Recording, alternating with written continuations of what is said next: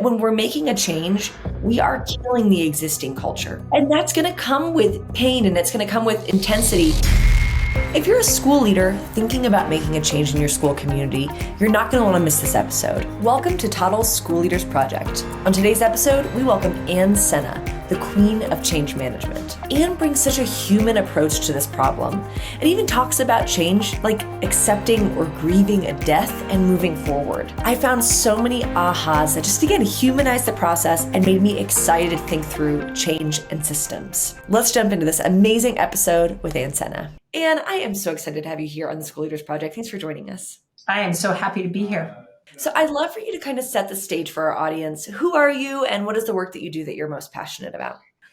So I am the Director of Technology at St. David's School here in Raleigh, North Carolina.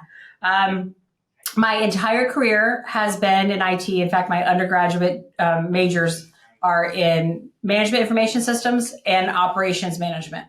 So my first job out of school was in manufacturing, IT. So I've always been around process and people and systems and how do you bring those all together. So I was in corporate America for almost 2 decades and thought, wow, I've done the Fortune 100 global thing for a while. I'm pretty burned out with it. So I think I'm going to do something different. And I wanted to land in, at that time, an organization in my community. The idea of going to a place to work with people in person was very important to me. And so my journey landed me at a school, which I had not planned, but it was a perfect evolution for me. Using my experience and expertise in support of education is a very important thing for me. And also just helped me fall back in love with being an IT professional, because it was just a totally different way to work and work with people that I really needed at that time. And it's been great. Almost 10 years. It'll be 10 years in February. So I would say change is, I didn't start off my career thinking I was going to be passionate and or an expert in change leadership and management, but it makes a lot of sense now because that's what IT is implementing change with humans. And so as I wanted to continue to evolve my personal and professional skills, I started reading a lot and studying change management and frameworks. And so just over time, I have honed my toolbox in dealing with change. So it's something that I have found, just particularly in independent schools, I have found over the 10 years, I've done quite a bit of webinars and conversations because I want to help people understand how to move through change, which is a part of life, but in a way that's more thoughtful and planful and kinder to the humans, because we're all humans trying to make this all work. This episode of the podcast is brought to you by Toddle, your all-in-one teaching and learning solution made for teachers and by teachers. Let's take a second to think here about pain points. If your school is looking to do curriculum mapping, if the way that you're assessing and reporting and communicating with families isn't working, or if you're curious about AI and how it can help your teachers to plan better lessons, then Toddle might just be the solution for you. Find out more at toddleapp.com. I love that. What I love about your story, Anne, is that I think of it as like laying breadcrumbs, and in our life and our careers, we're laying these little breadcrumbs and we don't even notice them. And where we end up, we never could have predicted. But then you look back and you kind of see all those little patterns of how you ended up where you are. So, and you bring such a cool experience of like that corporate background. So I'm curious of how that experience has really impacted your present. Like what are the through lines that you see there? Yeah, I would say first and foremost, business norms was something that I brought into the school environment. It is not a requirement to have a business background. In fact, I know I'm unique in that. But just having those business norms and framework around how do teams work well together, how do you handle all sorts of different things about just being a professional, I think I brought that in. The other piece of it was in the corporate world at the company that I worked at, it was a very intense environment. And the things that we needed to do and did were almost seemingly impossible when we started off. Okay. So the only way we were able to be successful was working well together, influencing well, and partnering well. And all of those skill sets just come to me naturally now. And it's something that I think is a trademark of mine, being able to work so well with people. But I think that that is part of it as well. I would say what I didn't bring to the school was the mindset that what worked in a corporation was going to work at independent school. So it was not okay, I did this in my last job, so I'm going to do it this way. It really was a reinvention of how I approached technology. How does it enable learning? It's just totally different. So I feel like I say that my old self's kind of on a shelf, and I really have evolved into a new Sena, so that I could, it's softer because you're at a school and the product is sweet children and young adults. And the people delivering the school mission are the professionals, the faculty and the staff. And that is that's much softer than in a corporate environment where, yes, of course, there's still humans there, but it's just a different thing that's driving the bottom line. Well, and what's so interesting there is so many leaders come from the other background, right? They come from the pedagogical space and then are suddenly in this more business-centric space. And that can be a really hard transition because the way of thinking in business can feel a little bit sharper and a little bit more edged. So how cool that you've been able to come and kind of bring that sharpness and then, I don't know, come together to find that shared sweet spot. Yes, absolutely. I love that. You were kind of mentioned to me as like the queen of change management. When I was asking her, I was like, who's great in this space? And when we talked the first time, and even now, you bring such a humanity into the space. Mm-hmm. So might you speak to that a little bit more? Yeah, absolutely. Yeah, like I said at the beginning, technology's always been part of my career, or my primary focus or secondary. But the human aspect of technology, the fact that technology really, in my mind, is meant to connect humans better, quicker, easier, enable human connection in a different way. But it's all about the human connection. So I like to start always with humans and end with it, because that's what we're doing here. And certainly we can get into a whole AI conversation, but I would argue that even in the AI world, humans are still going to be a really big part of it. So the idea of change happening to and around humans is just the reality. I came across Elizabeth Kubler-Ross's book on death and dying when my stepfather was dying from cancer, and I took care of him along with my little sister. And her book talks about the change curve and very distinctive phases that someone goes through when they are faced with their imminent death.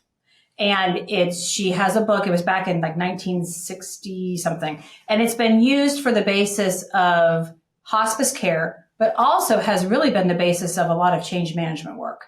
So I've used her change curve throughout my career because you have, as a change leader, you have the humans, individuals, groups in an organization, groups in a school that are going to be moving through a change. And it is predictive. Her model is predictive and very accurate. And for me as a change leader, I look at an individual I'm talking to and I figure out where on that change curve are they.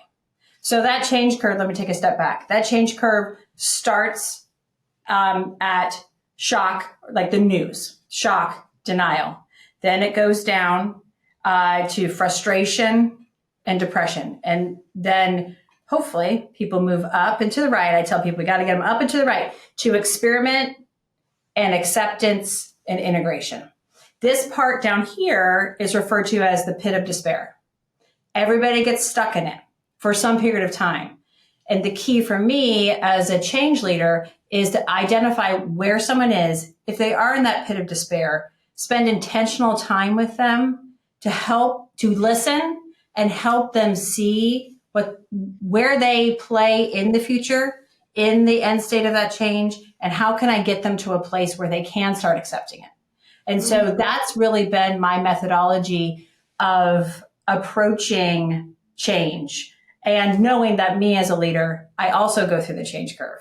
So I have to do what I can to not get stuck in the pit of despair as I'm charging ahead to saying, come on, come with me down this path.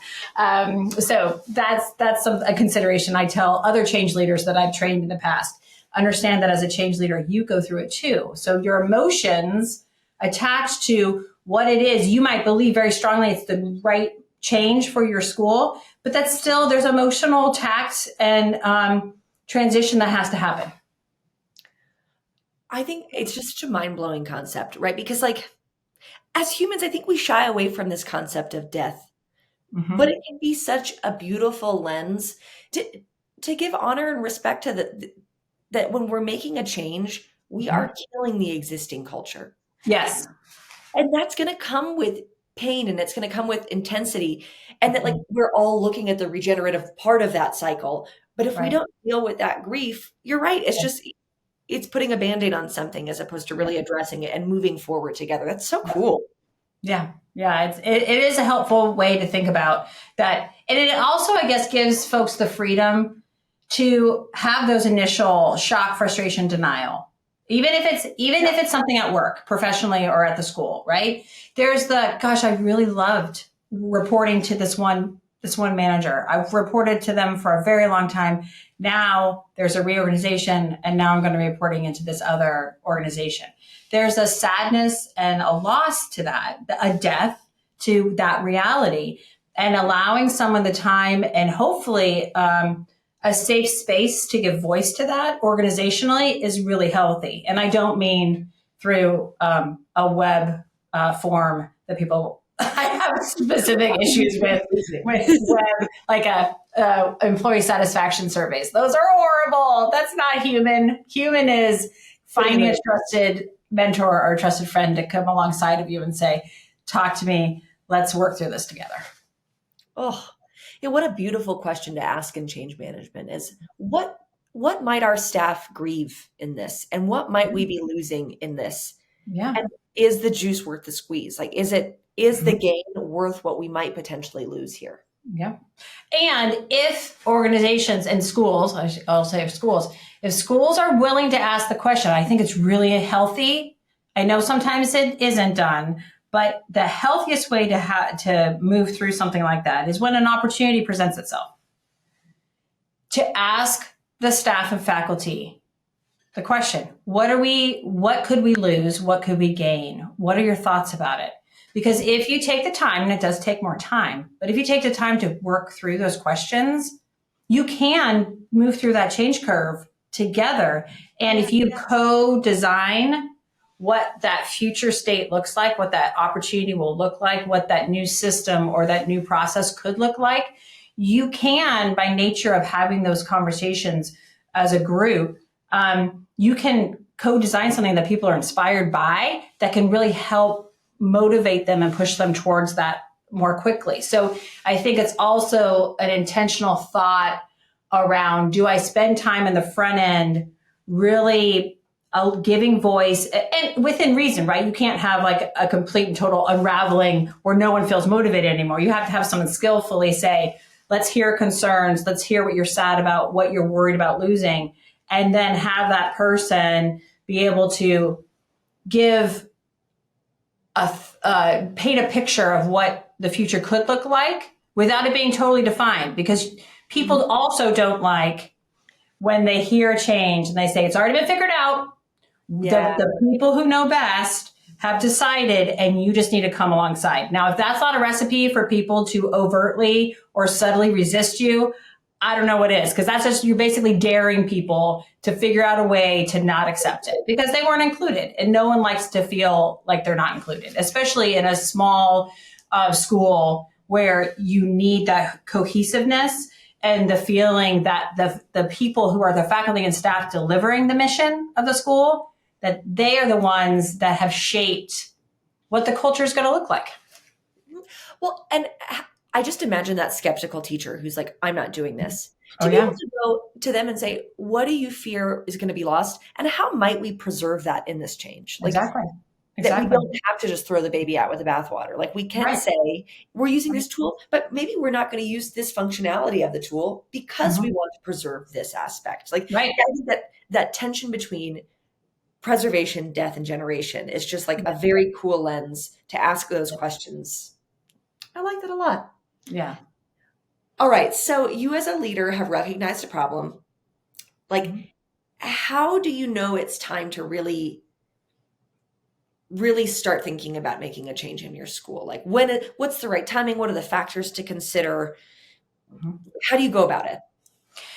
I think opportunities present themselves naturally by nature of a school existing that is doing its work to support their mission, deliver the mission Mm, in the world as it is today. Things naturally occur. And if a leader is connected to the staff and faculty, they already have a sense of what are the pain points. Like what is the thing that constantly pops up as a problem? There's certain themes. It could be carpool. It could be overscheduling of events. It could be whatever it may be. PD days that are painful as opposed to being engaging and inspiring. Who knows? But right. a connected leader has that idea, and I think it's understanding and having different voices to figure out, okay, what is the change that can bring about the biggest satisfaction elevation, and not just doing change for change's sake, and certainly not saying, "Ooh, there's this new bright shiny object. We got to go ahead and implement it because it seems like it'll be cool." But there's no conversation with the faculty around, gosh, within the classroom, that would be really difficult to do. I don't really want to do it. I don't think it's going to be successful. But if people don't feel that they're in a safe enough space to say, "Hey, I know that sounds great, but here are my concerns," that to me is a shame, and it happens. I mean, I'm a realist; it happens a lot. But I think the organization knows, and certainly the leader should know what the pain points are. So I think the idea would be identifying them, having folks a trusted. You can certainly start small, right? But I still love. To me, I love looking at the organization and having teachers that are in lower school, middle school, upper school, a part of the team, people that are in the advancement office or the admissions office, like having a very intentional individual contributors and faculty and staff, managers and senior leaders, all being involved, because then again, it's co-developed and you're hearing from the people who are directly delivering the mission and from people who are and it's not a discount of a managerial role. It's very important at schools and in businesses. You have to have managers of people, but they're a second, third step removed, even in a school. And there's a different things that people care about or need to care about to make everything work. So having those different voices from the different levels of the organization are really important. Well, and what I like about that is to me, it almost feels like mapping the pain points because it might Mm-hmm. just be a symptom, right? Oh, So carpool or attendance or something. yeah. And like we start with what is the pain we're feeling? And then it's almost like going backwards from that. Like who's experiencing it and why are we experiencing it? And Right. just getting on that, say, a very clear image of like, what exactly is the problem here? And you can't do that siloed in an office. Right. Right. Well, and a lot of times people will say, let's just, the system will automate something, a process. Mhm. And I always hesitate. And I usually say, okay, let's take a step back. If we don't understand what the pain points are with the standard process with humans throughout the whole process and systems and technology, but if we don't understand that, if you apply automation to a process that's broken, you're just going to have a broken process faster, which is just going to make the pain delivery, it would be a faster pain delivery mechanism, which no one wants.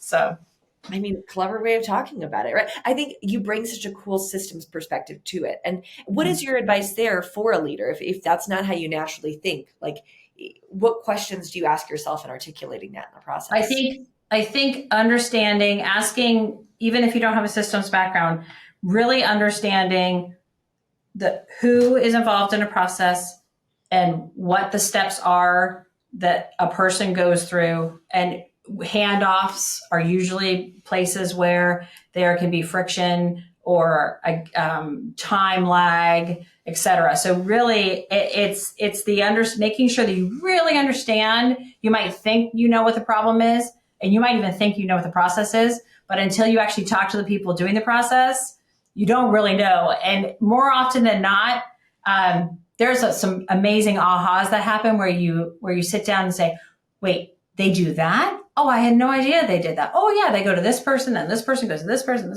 And then through that investigation, conversation or conversations, again, things start falling out. And you're like, oh, okay, I think this is an area that clearly we can see that there's duplication, or wow, okay, that's a big gap of time. What can we do? So Right. you don't have to have a systems background, but asking the question of why, being naturally inquisitive helps a lot.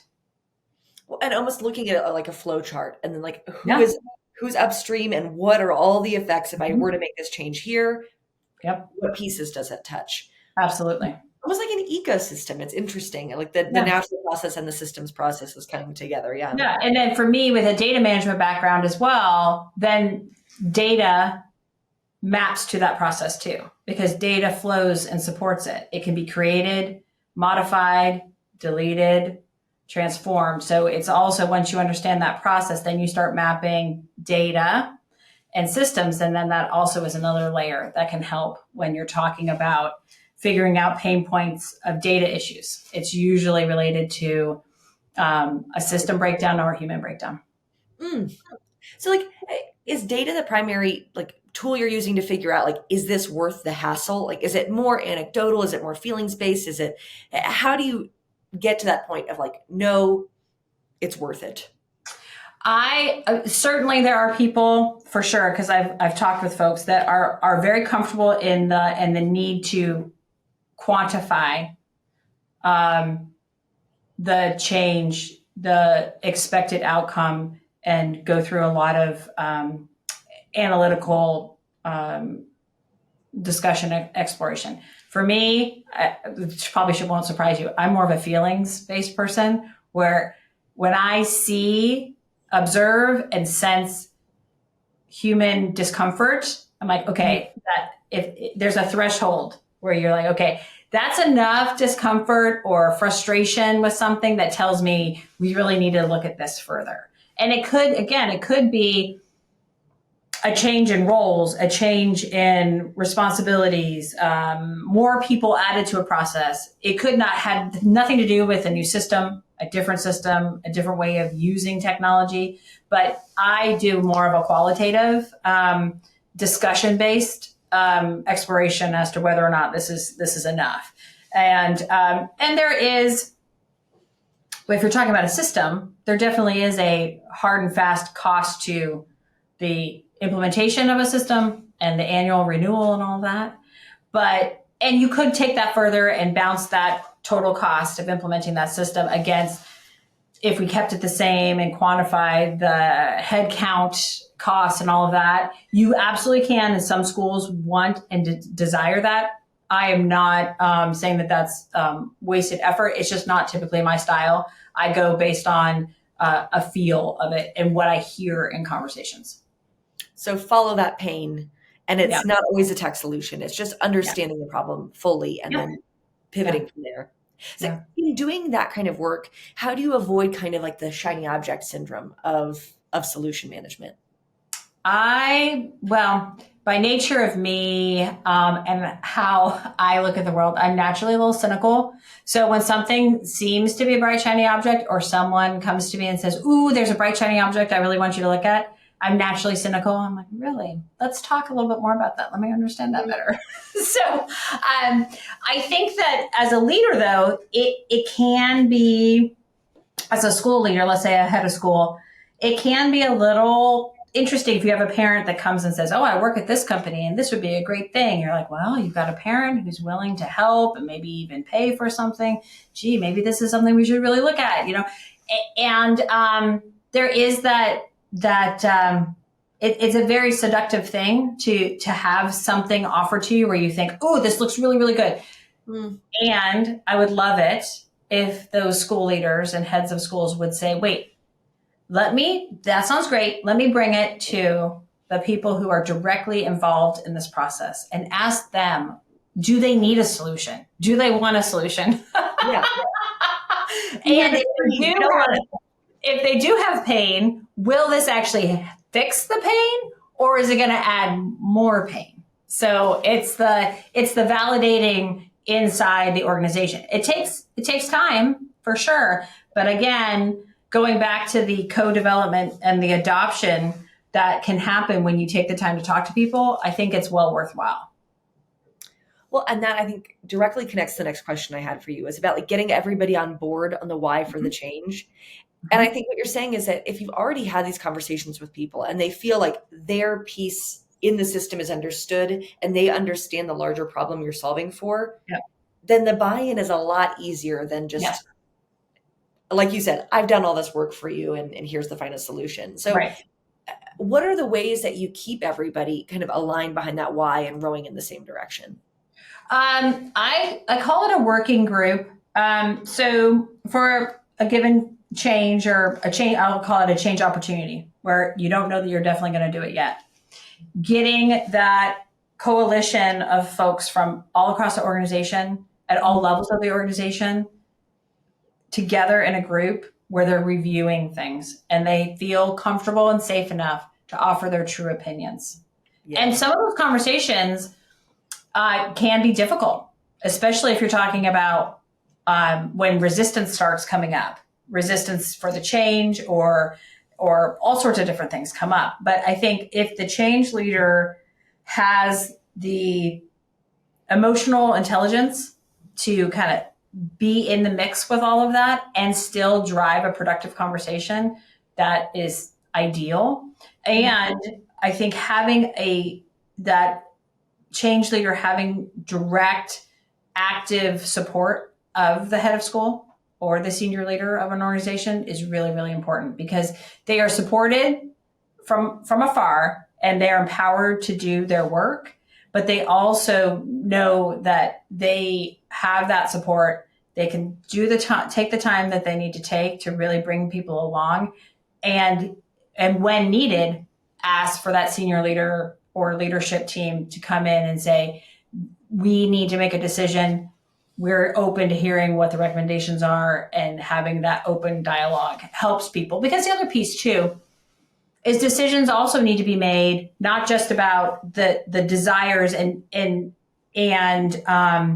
we can't always do what the consensus wants because there's trade-offs. There could be a time trade-off. There could be a budgetary trade-off. But I like the transparency of the discussions. And that's how I conducted our change within our organization, because I think it helps people come along through that change curve if they understand the trade-offs. If they say, okay, I've told you what I'd love to have happen. Oh, I understand that we have this reality, financial reality. I understand I can't do that right now, but thank you for hearing me, and I'll buy into it anyway, because I understand that since we're all in this together and there is that financial constraint, I'll still support it. I think that that's really important if we can get there.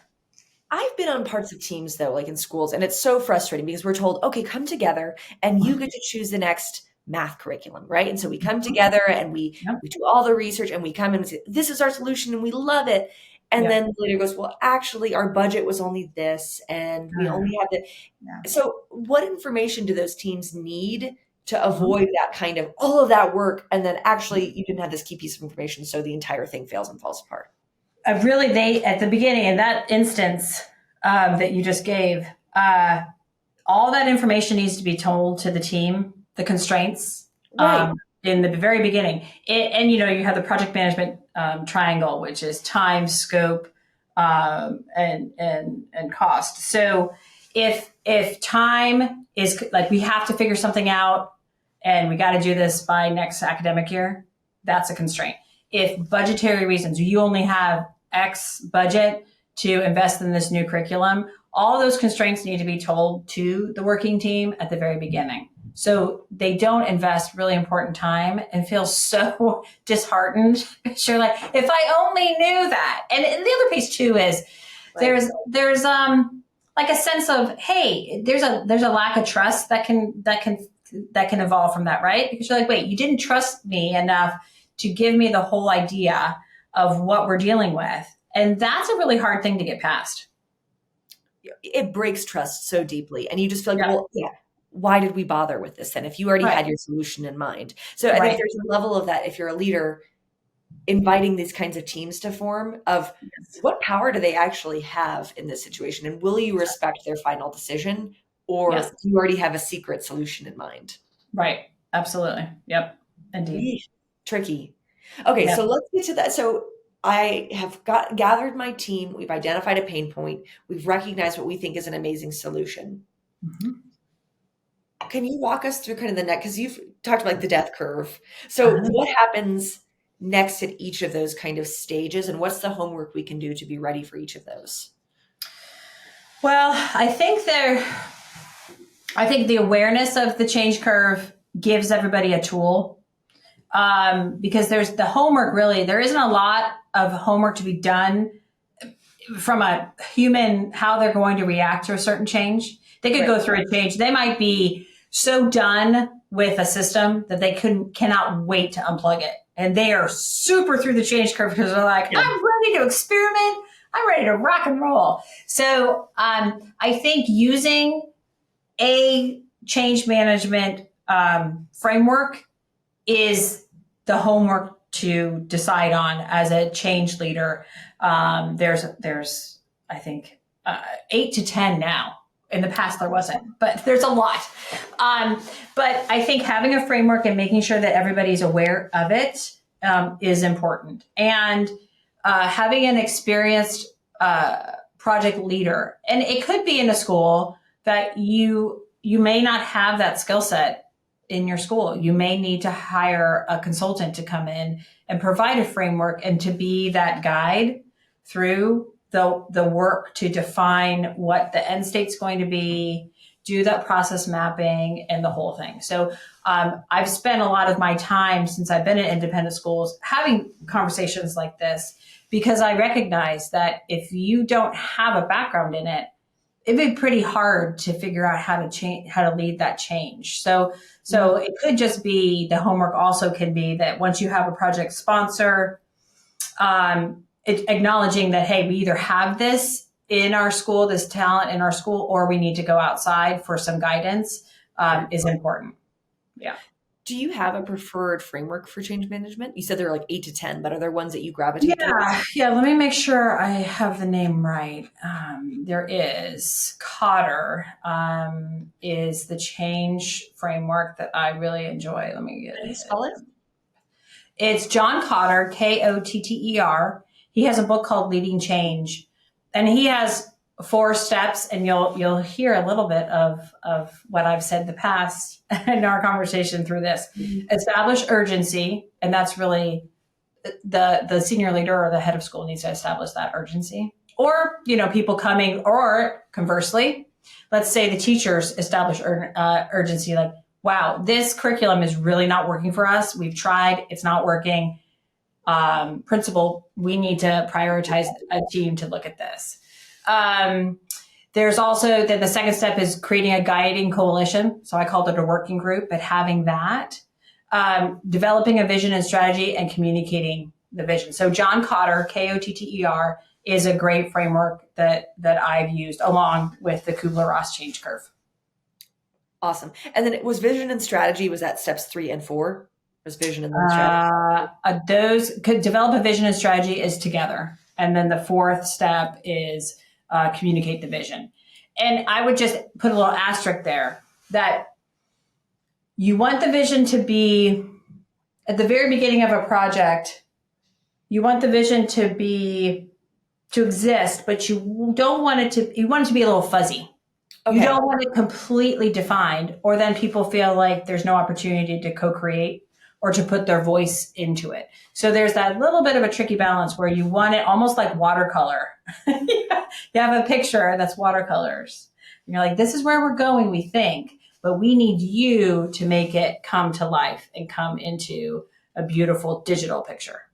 Cool.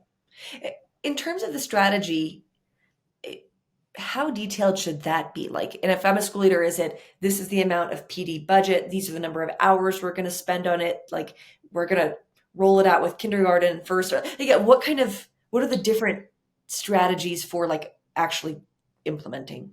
I think that the strategy should be a very simply worded sentence. What? A serious sentence. Yep. The strategy. We need to implement a new math curriculum that really achieves XYZ goals within our fourth grade. But it needs to, the strategy itself needs to be simple and plain words.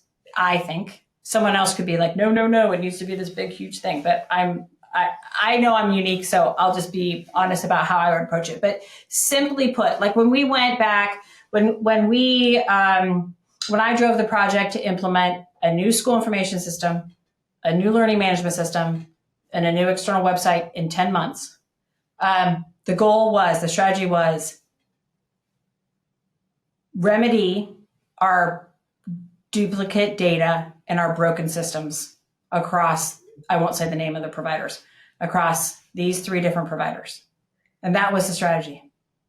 From there, once you have that as a rallying statement, then the working group comes, and we had a working group looking at the SIS, faculty made up our LMS evaluation team, and then we had a different working group, a third working group looking at our external website. But through those working groups comes the details that you were just saying, where you're able to say, okay, we need a learning management system that has this, and this, and we're going to create a rubric, and we're going to go through and evaluate all the different vendors and research them, and so on and so forth. So I think the strategy needs to be a very plain statement, and one that provides a unification of all the different people that are going to be involved, but that also provides that allows for the space for definition to happen naturally through people working through and talking about the current process, pain points, and the opportunities that they would love to have a system or a new process solve. I feel like so much of what we talked about feels like the big picture and like aligning behind the decision and the big why behind the decision and the vision for it. I'm wondering about like the nitty gritty of like, okay, we have the big vision, 0 to 1, first step. And do you put that in the hands of like the teachers and the team, or like how much articulation needs to happen on that level of detail? I think that so in my instance, I sat down with each of the working groups, and I had frameworks in which for them to use to work through this. So I was the guide of the conversations. Mm-hmm. And so because I had the experience and expertise I had, I naturally knew, okay, this is what we need to figure out. And this is the right time to engage with system vendors. And these are the questions that we need to ask all of them, and so on and so forth. So, again, if within a school they have that expertise, that's great. If not, then a consultant would provide a lot of that tactical frameworks and be able to navigate that correctly. Because I think, this conversation is more the first half of change management, and then the second half becomes the actual implementation. What I'm hearing there is that I think the work you're focused on is more like the first half of it. The second half, the implementation, you might need somebody who's just really tailored to that solution, that it's so much more specific. So when you try to give more advice on that, it wouldn't be quite as helpful. Yeah, it is. It's very specific to what it is, the change that you want to implement, systems or otherwise. I mean, certainly I leveraged the expertise of whatever systems we chose, right? In partnership with me, continuing to be overlaying communications, sequencing of activities, testing, and all of that. But yeah, it really is hard to, without, because every change is different, or type of change, I should say. It is, when you talk about implementation, because so much of the front end work to co-design what it is you're implementing informs it. It's hard to have a broad-based approach to it. Okay. This might be an unanswerable question, but when you are switching gears from the big picture into the more myopic, do you find there's a good chunk of time, like time to work with, like we should plan 1 month at a time or a week at a time or a quarter at a time? Like, are there chunks that it's helpful to plan in or timeline for?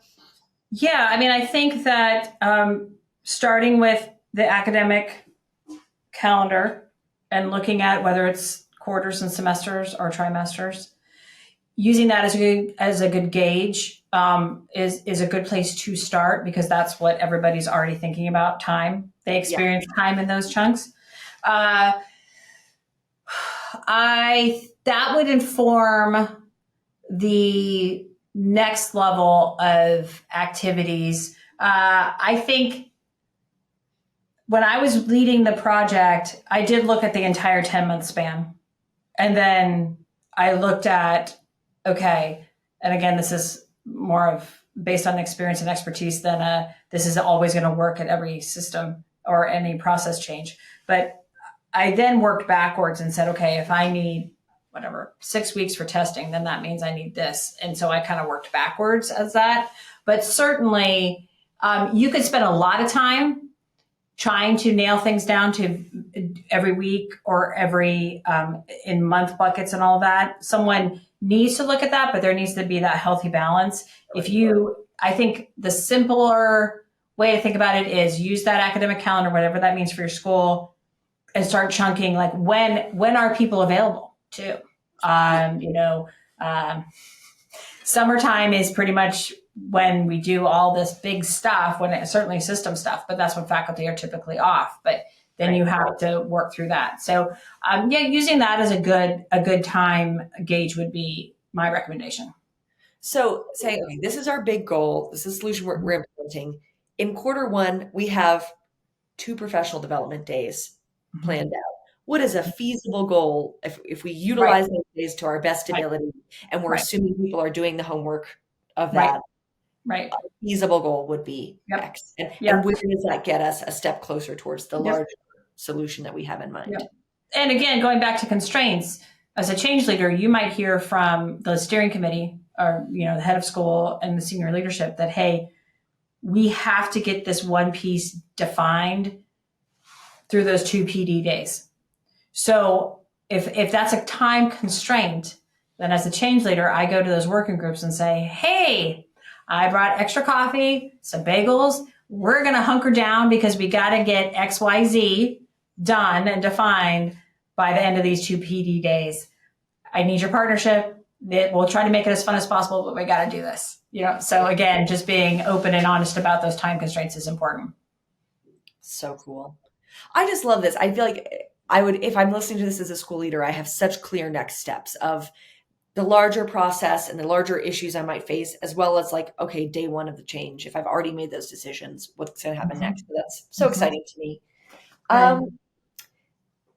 If you were just giving a larger piece of advice to anybody embarking on this change journey, Anne, like what would you say is your biggest North Star that you come back to? Just knowing that it begins and ends and needs to start with humans, and knowing that emotional intelligence and establishing trust, and knowing that people are going to feel. I know that in my experience, people have felt that as a change leader, I was doing it to them. Yeah. And as much as I could, I was neutral and understanding of how they felt. I made sure that neutrality was important.